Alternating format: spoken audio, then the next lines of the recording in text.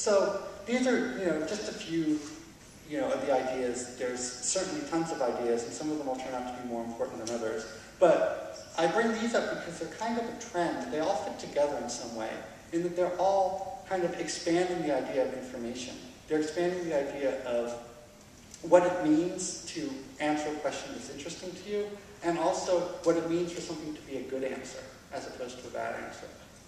And we've seen that evolution from the beginning. In the Bible concordances, a good answer was just anything that was correct. If the word was actually in the verse, and the concordance had done its job. Then you start to get into PageRank, and you start to say, no, the result's a good result if it comes from an authoritative source, if it comes from a website that people trust and link to, and so forth. There's also spam out there. We don't want to count that. And now we're getting towards something which is like, it's a good result if, it's something that I can use right away, because you know where I am, or if it's something that I trust the people giving the information that I'm trying to use, and so forth. And we're going to continue to see that evolution, I think. Just like we do in the real world when we ask questions, we're going to see that kind of evolution. I'll finish on just one small note about, when does this all end? And the answer is very easy, because we know what it means to do a perfect search right now. Because we do it all the time. We ask our friends. And the only time that doesn't work out is when our friends don't know the answer. The reason that search engines have been so popular is because Google knows about 4 billion or 4 trillion, however many web pages there are out there. It knows a lot. It knows a lot more than your friend, I'm pretty sure. But everything else your friend does better. Your friend knows you.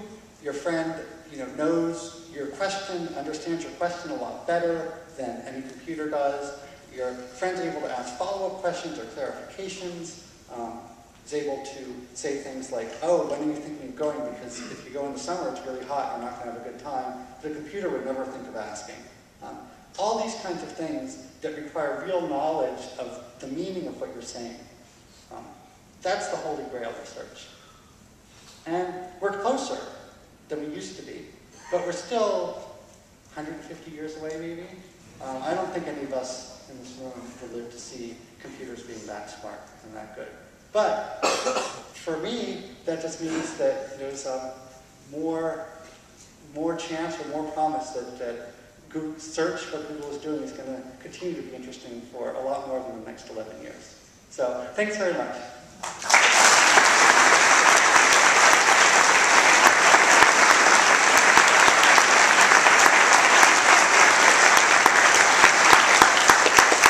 So the way the questions work, I guess there's a mic here.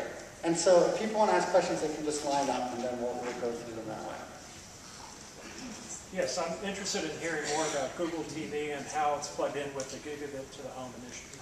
Aha, the question's about Google TV. So now we get to the parts of Google. Google's a big company now, and I don't necessarily know as much about all the different aspects of the company. So I may give hand-wavy answers to some of the questions. And some of the questions I'm just going to have to say I don't know.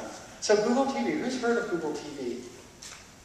It's kind of this effort to wrangle TV, in some sense to make it more like a computer, in that, right now the TV, there are all these cable boxes and wires and this and that, and, how do you switch between them? You hit the, display button on your TV remote, and it says display 1, display 2, display 3, and then you try to switch between things, and then when you get to display 4, it's your TiVo, and then you use the TiVo menu to try to find out what shows you want to record, and then, you decide to switch to a DVD, and you go to the DVD remote, and, that menu to try to figure out how to, set the subtitles or whatever. It's all a big mess. It's kind of made for the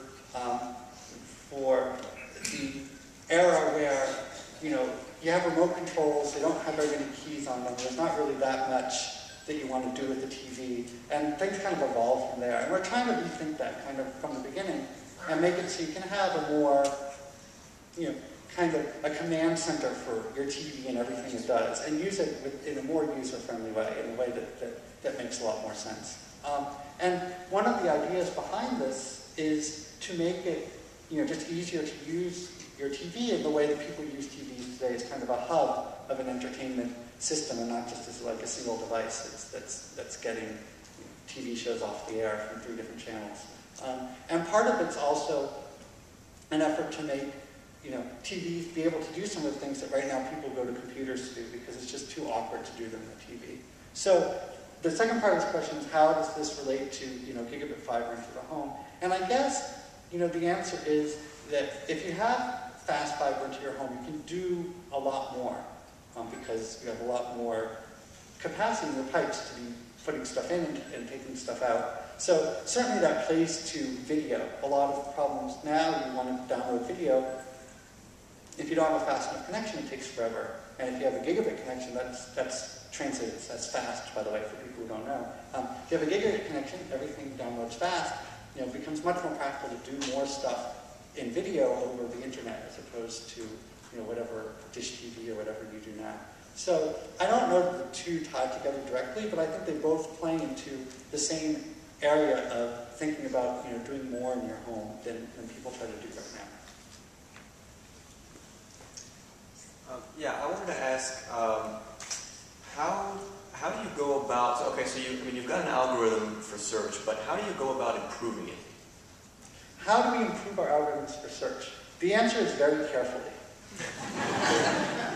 Actually, that's not really the answer. The answer is kind of cavalierly. We make, on average, a change a day.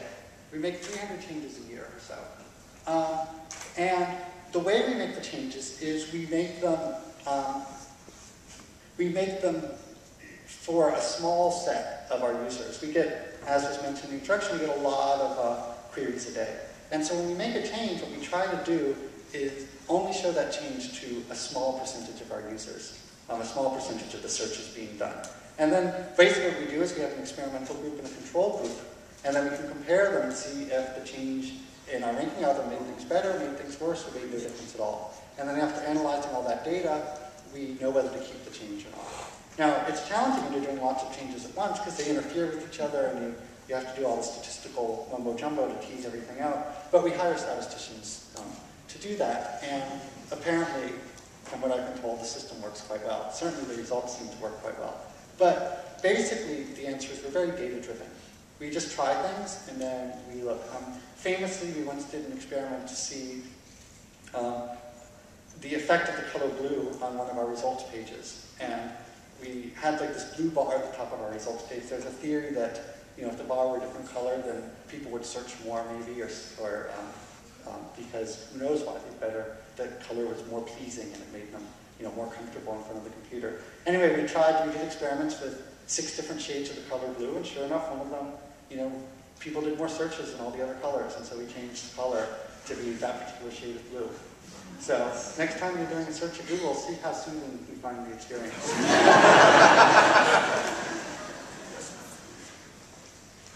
Hi, I'd like to know if you could comment on your new ebook store, Google Editions. Google Editions. Yes, and how this is going to be linked to any social searching and the like. And then if you could help me to get a speaker for a major international ebook conference in Mexico City. I filled out the speaker form on the Google page. It's been 6 weeks and no reply. Oh no! Oh yeah. Well, that's terrible. So I was going to recommend you fill out the speaker form. Yeah, come find me afterwards. Okay. So, thank you. So the first question, Google Editions. So Google Editions is another project that Google is doing that is perhaps a fun thought experiment to connect it to search. But it's an attempt to make it easier for booksellers to sell books online, to like compete with the Amazons of the world. In particular, to make it easier for them to sell ebooks online. The idea is right now, if you want to buy an ebook, you buy it through Amazon, and then you can watch it on the Kindle or using a Kindle app on your iPhone or whatever. But there's some proprietary format that Amazon has. Or you can buy it through one or another provider. You can buy it through Barnes & Noble. They have their own thing and so forth. So we wanted to make a kind of clearinghouse for small bookstores to be able to sell books online and to sell ebooks in a non-proprietary format that you could run on any computer or any phone or any platform, platform that you had. It would be easy to write a reader for it. It wouldn't be locked into a certain proprietary format. So we've done that, or we've certainly announced it. I think it's in process right now. And the idea here is that we're just you know, we're big fans of books, basically, and the book industry. We're such big fans, we're trying to scan them all. And there's, there's various issues. There's been various complaints about it. But one program that's been very successful is a program where publishers give us copies of new books in order for us to search these new books and make them available in our search engine. There's one of the search tabs that we have, in addition to web results and image results and map results and the like, is we have book results where you can search inside books for things to see if there's a book that you might want to read. And for us, books are very important, and we're happy to be taking this effort to make it easier for booksellers to sell books to people. I have a question of my own, but as I was coming up here, somebody wanted me to ask you where the name Google came from. Where does the name Google came from? Who knows where the name Google came from? Okay, I promised I would pick on someone on the front row during this talk. So do you want to explain where the name Google came from? Google, G-O-O-G-O-L, is a mathematical term meaning 10 to the, 1,000, 100,000, or million, maybe, I forget. It's 10 to the 100, 1 followed by 100 zeros. That's exactly right. Google, spelled a little bit differently, is a mathematical term for a very big number. And we picked the name Google for three major reasons. One is that we liked having this big number. It represented kind of our goal for making all of the world's information accessible, and it's captured by this very big number. Another big advantage is that Google.com was not taken as a domain name. And the third big advantage is it's easy to type. So if you're founding a web company, I advise you to keep at least the last two of those three things in mind.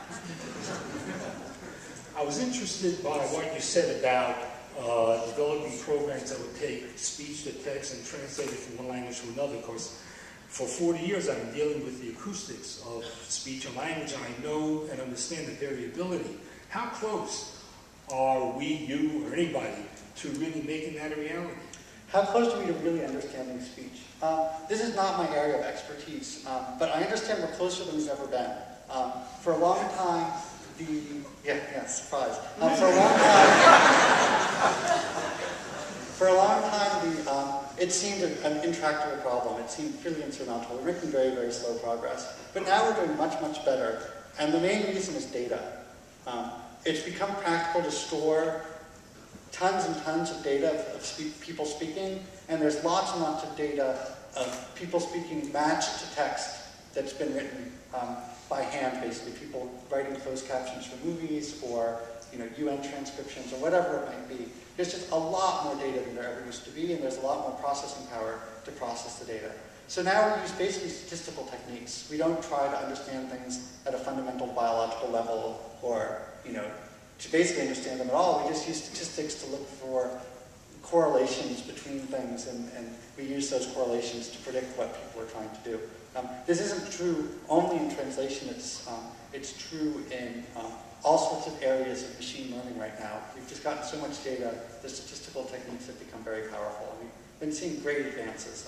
Certainly the Google search voice recognition that we have now is orders of magnitude better than the state of the art when I was starting at Google 10 years ago or so.